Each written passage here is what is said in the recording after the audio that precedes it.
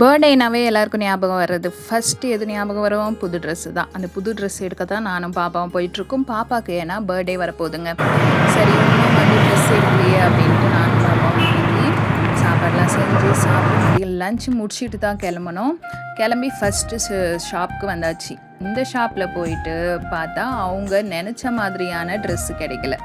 அதாவது எவ்வளோ பெரிய பெரிய ஷாப் போனாலும், எவ்வளோ 4-5 ஷாப்புக்கு போனாலும் அவங்களுக்கு நினைக்கிற மாதிரியான ட்ரெஸ் கிடைக்கிறது தான் கஷ்டமாக இருக்குது.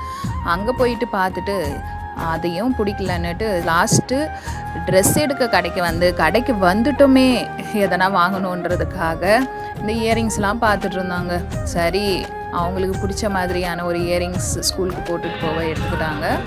அது அப்புறம் நான் ஒன்று எடுத்தேன். நான் அவ்வளோ வந்துட்டு இது மாதிரி இயரிங்ஸ் வந்து போடுறதில்ல, சரி சும்மா எப்போனா போட்டுக்கலான்றதுக்காக எடுத்துக்கிட்டு காஸ்மெட்டிக் ஐட்டம்ஸ்லாம் அவங்க பார்த்தாங்க. அதையும் அவங்க வந்து பார்த்து எடுத்துக்கிட்டாங்க. இப்போ இருக்க பசங்கள்லாம் ரொம்ப வந்து கிளவராக யோசிக்கிறாங்க. அதாவது ஆன்லைன்லேயே எடுத்துக்கலாம், ஃபோனை தான் அவங்க நிறையா பார்க்குறாங்களே, ஆன்லைன்லேயே எடுத்துக்கலான்னு தான் என்கிட்ட சொன்னாங்க. நான் தான் வேணாமா, ட்ரெஸ்ஸு நல்லா இருக்காது, அதாவது கிளாத்து மெட்டீரியல் எப்படி இருக்குன்னு தெரியாது, நம்ம நேர்லேயே போய் எடுக்கலான்னு வந்தாச்சு. ஷூவும் கேட்டாங்க, அங்கேயும் ஷூ சரியில்லைன்னுட்டு நெக்ஸ்ட்டு ஷாப் வந்தாச்சு. நெக்ஸ்ட்டு ட்ரெண்ட்ஸ் வந்தோம்.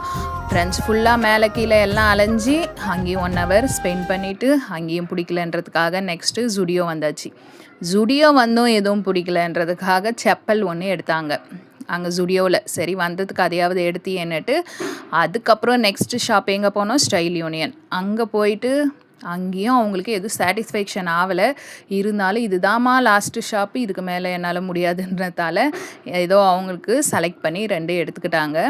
எடுத்துக்கிட்டு இருந்தாலும் எனக்கு மனசு கேட்கல. அவங்க பிடிச்ச மாதிரியான ட்ரெஸ் வந்து சரி ஆன்லைன்லேயே ஒன்று ஆர்டர் பண்ணிடலான்னு பண்ணிட்டேன். இதை முன்னாடியே நான் பண்ணியிருக்கலாம் இல்லைங்களா?